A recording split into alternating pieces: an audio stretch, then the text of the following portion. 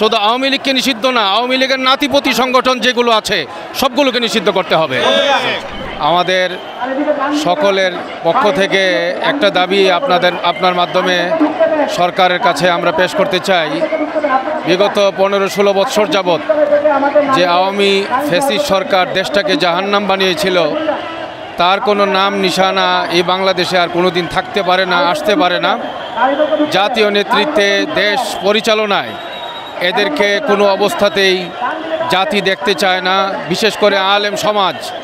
আমরা কোনো অবস্থাতেই তাদের নাম সহ্য করতে পারি না, কারণ বিগত 15-16 বছর আমরা দেখেছি আমাদের মাদ্রাসাগুলোর উপরে, মসজিদের উপরে, আলেম ওলামাদের উপরে তার সর্বোচ্চ নিয়ন্ত্রণ ছিল এবং ইসলামকে শূন্য করবার জন্য, দেশ থেকে ইসলামকে বিদায় করবার জন্য গোটা রাষ্ট্রযন্ত্রকে ব্যবহার করেছিল। ভিন্ন মতের যত মানুষ, বিশেষ করে আলেম ওলামাদের উপরে সব রকমের নির্যাতন তারা একসঙ্গে চালিয়েছিল।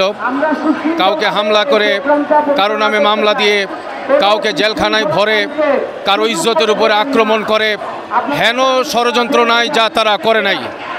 কিন্তু এত সত্ত্বেও পাখির মতো মানুষকে গুলি করে যেভাবে মেরেছে, আমাদের দেশের ওলামায়ে কেরাম তাদের সাথে আপোষ করে নাই। শাপলাতে আপোষ করে নাই, 21-এ আপোষ করে নাই, 24শে জুলাই আপোষ করে নাই। আপোষহীন এই ওলামায়ে কেরামের পক্ষ থেকে সরকারের কাছে একটাই দাবি, আর সময় নেওয়ার সুযোগ নাই। ফ্যাসিস্ট আওয়ামী সরকারকে চিরস্থায়ীভাবে বাংলাদেশে নিষিদ্ধ করতে হবে, নতবা জাতির কাছে বর্তমান সরকার তাদের আস্থা হারাবে। শুধু আওয়ামী লীগকে নিষিদ্ধ না, আওয়ামী লীগের নাতিপতি সংগঠন যেগুলো আছে সবগুলোকে নিষিদ্ধ করতে হবে।